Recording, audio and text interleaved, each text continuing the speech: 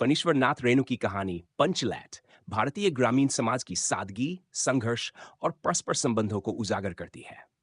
ये कहानी उत्तर भारत के एक छोटे से गांव की है, जहां लोग बिजली और आधुनिक साधनों से दूर एक साधारण जीवन जी रहे हैं। कहानी की शुरुआत में गांव के लोग चंदा इकट्ठा करके एक पंचलैट पेट्रोमैक्स लैंप खरीदते हैं।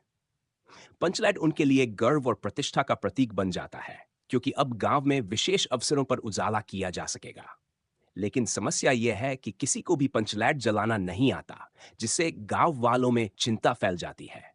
गांव के लोग मिलकर इसे जलाने की कोशिश करते हैं, हाँ, लेकिन कोई सफल नहीं हो पाता। पंचलैट जलाने की असफल कोशिशें गांव वालों के लिए निराशा और हंसी का कारण बन जाती हैं। इसी दौरान उन्हें याद आता है कि गांव का एक युवक गोदन पंचलैट जलाना जानता है, लेकिन गोदन का समाज से बहिष्कार हुआ है, क्योंकि वह समाज की परंपराओं के खिलाफ जाने वाला माना जाता है।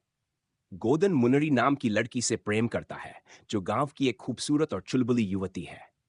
हालांकि सामाजिक बहिष्कार के कारण मुनरी और गोदन का प्रेम भी एक दूरी में बंधा हुआ है। गांव की प्रतिष्ठा और पंचलैट जलाने की आवश्यकता को देखते हुए गांव के लोग अपनी परंपराओं को तोड़ने और गोदन को बुलाने का फैसला करते हैं। उनकी ये मजबूरी दिखाती है कि कभी-कभी समाज को अपनी मान्यताओं को पीछे छोड़ना पड़ता है, खासकर जब जरूरत सामने हो। गांव वाले गोदन से पंचलैट जलाने का अनुरोध करते हैं और वह सहर्ष इस कार्य के लिए तैयार हो जाता है। पंचलैट को जलाकर गोदन न केवल गांव की समस्या हल कर देता है, बल्कि उसकी काबिलियत और समझदारी को भी मान्यता मिलती है।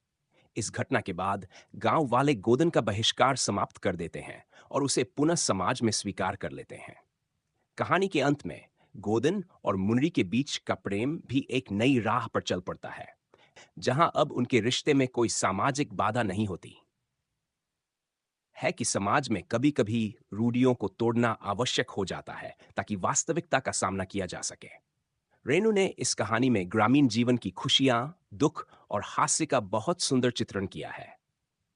उन्होंने दिखाया है कि समाज में भले ही अनेक बाधाएं हों, लेकिन प्रेम, सहयोग और समझदारी से वे दूर की जा सकती हैं।